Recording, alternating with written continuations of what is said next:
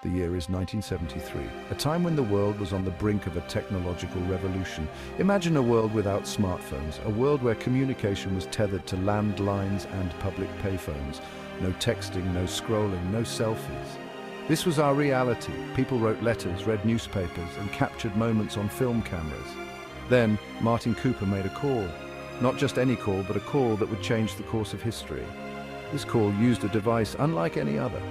A device that would soon become an integral part of our daily lives. It was the world's first mobile phone, a groundbreaking invention that marked the beginning of a new era in communication. The phone was a behemoth, large, heavy, and far from the sleek devices we know today. Imagine a brick attached to your ear. That's what it felt like to use this early mobile phone. This brick weighed 2.5 pounds, a far cry from the lightweight smartphones we carry around. And it took 10 hours to charge, a significant amount of time for a device that offered limited functionality. And a single charge provided a mere 30 minutes of talk time. Yet it was revolutionary. It represented a leap forward in how we could connect with each other. This device, called the DynaTAC 8000X, cost a staggering $4,000, a price that made it accessible only to a select few. Adjusted for inflation, that's over $20,000 today. An astronomical sum for a piece of technology. Needless to say, these early mobile phones were exclusively for the wealthy, a status symbol that set them apart. Still, their arrival hinted at a future transformed by communication, a future where people could stay connected no matter where they were. The very idea of mobile communication sparked the imagination. It opened up possibilities that were once confined to the realm of science fiction. Science fiction had long envisioned a world untethered by wires, a world where communication was seamless and instantaneous. Now that vision was becoming reality. The public was captivated. People were eager to embrace this new technology. The mobile phone, despite its limitations, was a glimpse into a future full of possibilities. A future where the way we communicate would be forever changed.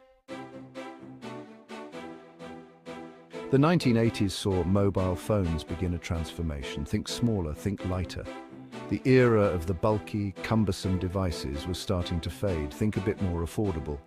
These devices, once a luxury for the elite, were slowly becoming accessible to the masses. The Motorola DynaTAC, once the epitome of mobile luxury, now had competition. It was no longer the only player in the game. Companies like Nokia and Ericsson entered the ring. They brought innovation and new designs, pushing the boundaries of what mobile phones could be. The clunky brick design evolved. Phones started to become more user-friendly, with better ergonomics and more intuitive interfaces. We saw the rise of the flip phone. Remember those? They were a game changer, offering a compact design that was easy to carry around. These phones were sleek, compact, and undeniably cool. They represented a new era of mobile technology, where style met functionality. They fit in our pockets and became symbols of the 1990s. Functionality improved too. Features like caller ID and voicemail became standard. No more 30-minute battery life. Batteries lasted longer, allowing for extended use without constant recharging. Phones could now handle hours of talk time. This was a significant improvement, making mobile phones more practical for everyday use. Text messaging, or SMS, emerged. This new form of communication changed the way we interacted, making it easier to stay in touch without making a call. Suddenly we could communicate silently using only our thumbs. Remember Snake? This simple yet addictive game was a hit. This simple game, preloaded on many Nokia phones, became a global phenomenon. It was a sign of the growing importance of mobile entertainment. It was a sign of things to come. Mobile phones were no longer just communication devices. They were becoming entertainment hubs. Phones weren't just for talking anymore. They were becoming platforms for entertainment. With games, music, and more, they were becoming platforms for entertainment. The possibilities seemed endless as technology continued to advance. Mobile gaming in its infancy had arrived. It was just the beginning of a new era in mobile technology, one that would continue to evolve and shape our lives. The year 2000. A new millennium dawned, bringing with it a sense of hope and endless possibilities. With it arrived a device that would reshape our relationship with technology, the smartphone. This small yet powerful gadget would soon become an indispensable part of our daily lives. Or what distinguished these phones? Think beyond calls and texts. These devices were mini computers capable of performing a multitude of tasks that were once reserved for desktops and laptops.